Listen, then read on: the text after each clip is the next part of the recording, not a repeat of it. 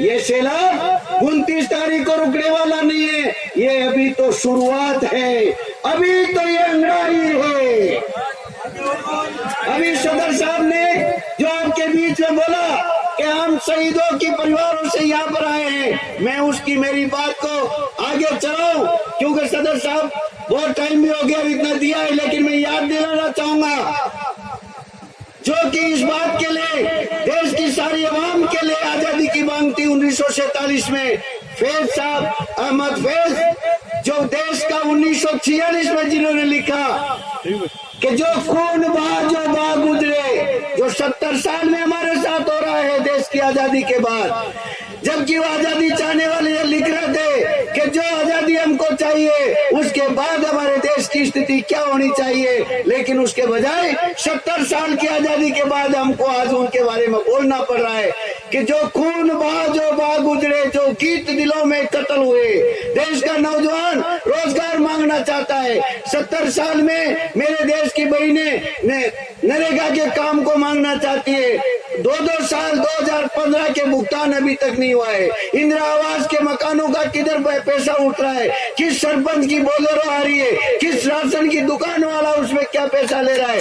500 रुपए की पेंशन लेने के लिए सुबह से बैंकों के चक्कर काट के वृद्ध माता पिता उस बैंकों के पास में बैठा रहते हैं और शाम को 4 बजे बोलते हैं कि इंटरनेट की सर्विस नहीं आ रही है। यहाँ पर अभी 2 दिन में तो चलो आंधी तूफान आया था, उस वजह से आंधी तूफान की वजह से लाइट नहीं थी, लेकिन मैं गांव में जब जगह जगह गया तो हालत यह है कि पीने का पानी नहीं है, आने जाने के रास्ते नहीं है। और ये कोटरार आदिवासी की बात क्या करते हो, अभी बरसात के बीच में मांडवा में जंगलात वालों ने एकदम बच्चों को इनको रोड पर पटक पटक के जंगलात खाली करा दिया और वो माँ चिल्लाती रही। एक पड़ोस वाले ने जंगलात को पैसा दे दिया, उसने पैसा नहीं दिया, उसको बेदखल कर दिया।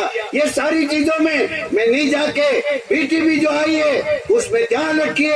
एक मैं खास तौर से समझ के जो आया हूँ, उसके बाद में आप ये बताइए कि मैं भारत का मूलवासी, इसको बोलने में शर्म आती है क्या किसी को?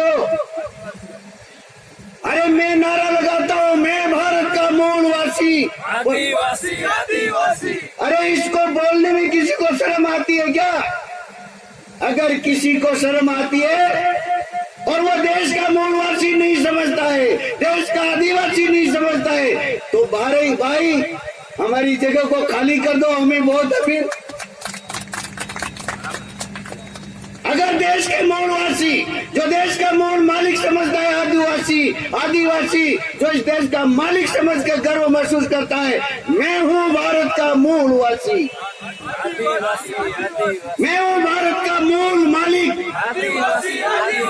अगर इसको बोलने में किसी को शर्म आती है और अगर इसके साथ में कोई जुड़ के सदर साहब या मकरानी साहब या कोई और आता है, तो हमें गर्व होगा कि वह भारत का मूलवासी समझ के हमारे बीच में आया है। हम उसकी तकलीफ हमारी तकलीफ मानेंगे, उसके साथ कुछ भी अन्याय होगा वो हमारे साथ होगा। कल हम उदयपुर यहाँ से कोटला आना चाहते थे, रात में एक मेघवाल परिवार की बच्चियों की शादी हो रही थी, 2 बच्चियों की। 4 लफंगे आके इस देश के गुंडे, मालिक नहीं कहूंगा, गुंडे आए और उन्होंने कहा ऊंची जाति के और उन मेघवाल परिवार की बच्चियों को बेशर्म किया और वो आदमी इतना सदमे में आ गया, उसका पिताजी जो वो बोलने तक को तैयार नहीं हुआ। सुबह हमको पता लगा वहाँ के कोई बोलने को तैयार नहीं हुआ, वहीं से एसपी की घंटी बजाई। ये पीटीपी का आदमी बोल रहा है, अगर इस गरीब आदमी के और उन लफंगों को बंद नहीं किया तो बीटीपी जाम कर देगी। और ये भाई हमारा है, ये मूलवासी है देश का, ये 70 साल की आजादी का तुम्हारा नमूना है। वो कहते हैं पुलिस वाले ये तो मुकदमा करने को तैयार ही नहीं है। मैंने कहा पुलिस वालों ने इसको डरा के इतना धमका दिया कि ये लोग बाद में तुमको मारेंगे, तुम यहाँ नहीं रहोगे। तो गरीब आदमी ने सोचा कि मैं मुकदमा नहीं करूं।